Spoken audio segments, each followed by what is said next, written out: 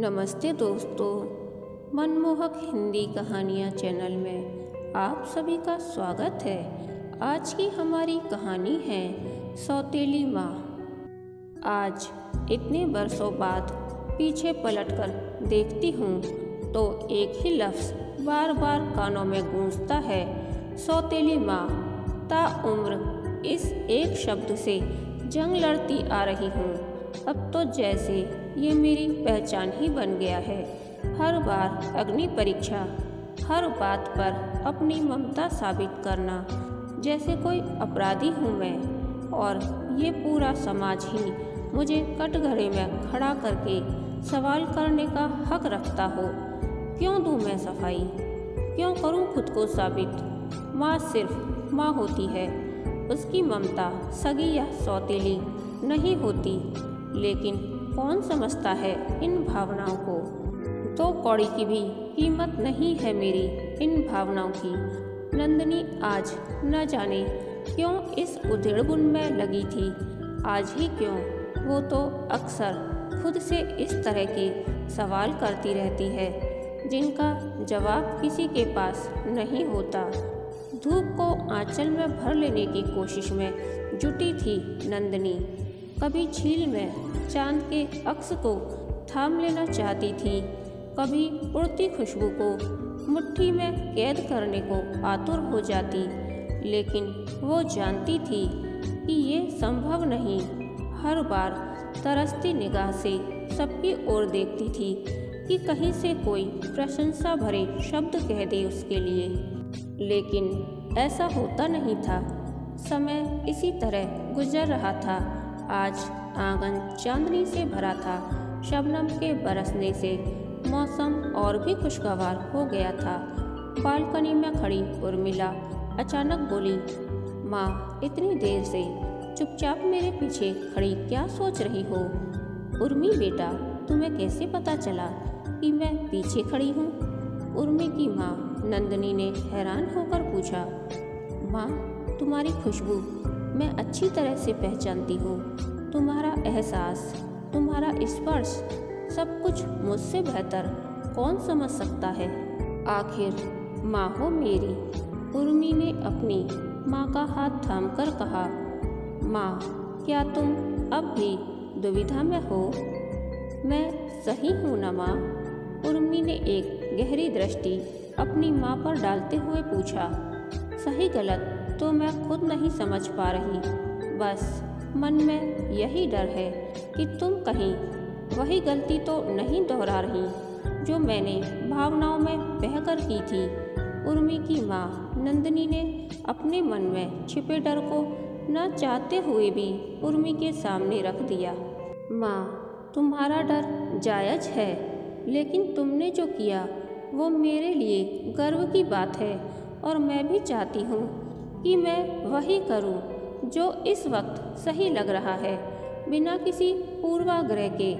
तुम मेरी प्रेरणा हो माँ। तुमसे ही मैं ममता की गहराई जान पाई हूँ। भला तुम्हारी ममता को मैं तुम्हारी गलती कैसे मान लूँ। तुम्हारी सोच ठीक है, लेकिन जिस दर्द से मैं गुजरी उसी दर्द से तुमको गुजरते नहीं देखना चाहती। अब रात बहुत हो गई है, सो जाते हैं। माँ, मुझे आज अपनी गोद में सोने दो। उर्मी को थपकी देकर मासूम बच्चे की तरह सुला रही थी। नंदिनी और उसकी यादों का कारवां बरसों पहले जा चुका था। नई नई दुल्हन बनकर आई थी। अचानक ही उसकी जिंदगी में सब कुछ बदल गया था। जिस शख्स को अब तक अपनी बड़ी बहन के पति के रूप में देखती आई थी, वो अब उसकी पत्नी बन चुकी थी। नंदिनी ने बिना आनाकानी किए सोम से शादी के लिए हामी भर दी थी, क्योंकि दीदी की असमय मौत के बाद उसे सबसे अधिक चिंता उनके दोनों बच्चों उर्मिला और रोहित के भविष्य की थी। बाकी घर वालों की तरह नंदिनी की यही सोच थी कि मौसी भी माँ समान ही होती है, और चूँकि बच्चे पहले से ही नंदिनी से घुले मिले थे तो वो भी उसे अपनी माँ के रूप में आसानी से स्वीकार कर पाएंगे। उसकी बहन ने भी तो उसे अपने बच्चों की तरह ही प्यार किया था हमेशा, तो भला वो अब पीछे कैसे हट सकती थी। दूसरी तरफ सोम का भी वो बहुत सम्मान करती थी। समय बीतता रहा, बच्चों के साथ नंदिनी खुद भी बच्ची ही बन जाती और खेल खेल में उन्हें कई बातें सिखाने में कामयाब हो जाती। लेकिन इतना कुछ करने पर भी बात बात पर उसे सौतेली माँ का तमगा पहना दिया जाता। अगर बच्चे को चोट लग जाए तो पड़ोसी कहते, बेचारी बिन माँ के बच्चे हैं, सौतेली माँ कहाँ इतना ख्याल रखती होगी। इस तरह के ताने सुनने की आदी हो चुकी थी नंदिनी। लेकिन सबसे ज़्यादा तकलीफ तब होती जब अपना ही कोई इस दर्द को और बढ़ा देता। चाहे बच्चों का जन्मदिन हो या कोई अचीवमेंट, हर बार घर के करीबी रिश्तेदार यह कहने से पीछे नहीं हटते थे कि आज इनकी अपनी माँ जिंदा होती तो कितनी खुश होती। सोम, मुझे खुशी है कि सभी लोग दीदी को याद करते हैं, लेकिन बात बात पर मुझे सौतेलेपन का एहसास कराना बहुत पीड़ादायक है। मैं हर तरह से आपको और बच्चों को अपना ही हिस्सा समझती हूँ, और यह भी आपको बता दूँ कि अपना फर्ज समझकर नहीं, बल्कि आपके व बच्चों के प्रति प्यार व अपनेपन की गहरी भावना के चलते मैं सब करती हूँ। नंदिनी ने सोम से अपने दिल की बात कही। नंदिनी, तुम अपना फर्ज अच्छी तरह से निभा रही हो, लेकिन लोगों का तो तुम्हें पता ही है कि बिना सोचे समझे कुछ भी बोल जाते हैं। उनकी बातों को इतनी अहमियत देकर तुम सिर्फ खुद को ही तकलीफ दोगी। सोम ने नंदिनी को समझाया। सोम की बातों से नंदिनी का मन थोड़ा शांत हुआ, लेकिन दूसरी तरफ वो यह भी जानती थी कि सोम को उसकी पीड़ा की गहराई का अंदाज़ा तक नहीं। जब सबके सामने उसकी ममता पर सवालिया निशान लगा दिया जाता है, तब उसके दिल पर क्या गुजरती है यह कोई नहीं समझ सकता। इसी बीच नंदिनी को पता चला कि वो माँ बनने वाली है। इस बच्चे के लिए वो मानसिक रूप से तैयार नहीं थी, लेकिन सोम के समझाने पर उसने तय किया कि वो इस बच्चे को जन्म देगी। नंदिनी ने एक बेटी को जन्म दिया। सोम और नंदिनी के साथ साथ सभी खुश थे। उर्मिला ने भी गुड़िया को देखकर कहा, माँ, ये बिल्कुल मेरी तरह दिखती है ना। सब लोग उसकी मासूमियत पर हंसने लगे। उर्मिला और रोहित की उम्र में मात्र 1 वर्ष का ही अंतर था।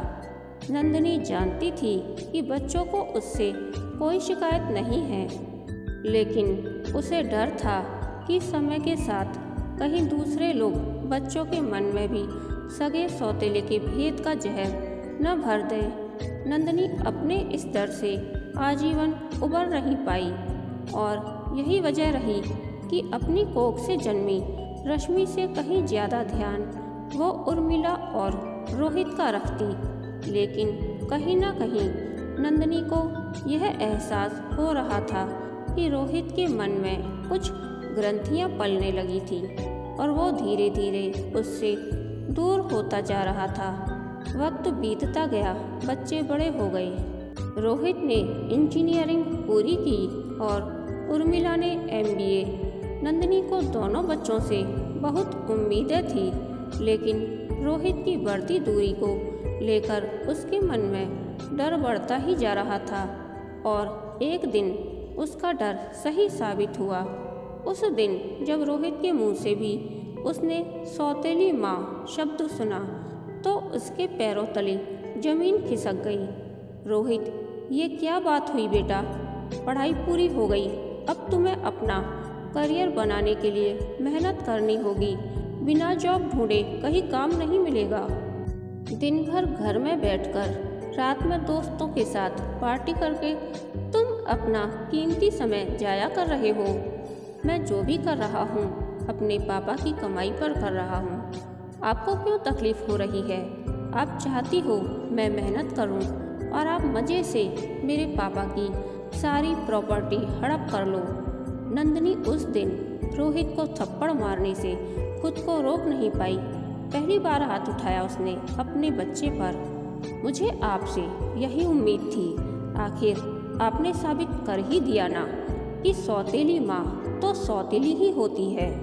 इतना कहकर रोहित गुस्से से बाहर चला गया। नंदिनी रोती रही और यही सोचती रही कि आखिर कहाँ चूक हुई उससे। जब वो दुल्हन बनकर आई थी तो सोम के पास न खुद का घर था न ही कोई प्रॉपर्टी। उसकी नज़र में तो रोहित और उर्मिला ही उसकी सबसे बड़ी जायदाद थी। वो सौगात जो उसकी बहन की थी, जिसे बड़े नाजों से उसे संभालना था, सहेजना और पल्लवित करना था।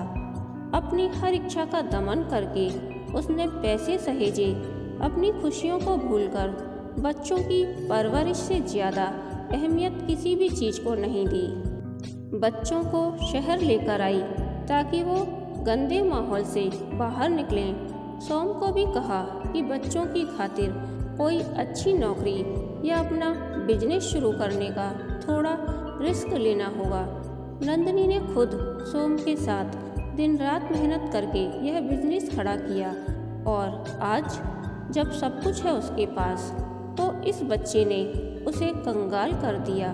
नंदिनी की आंखों से आंसू बहते ही जा रहे थे। खैर, रोहित भले ही नंदिनी से दूर हो गया था, लेकिन उर्मिला नंदिनी को समझती थी।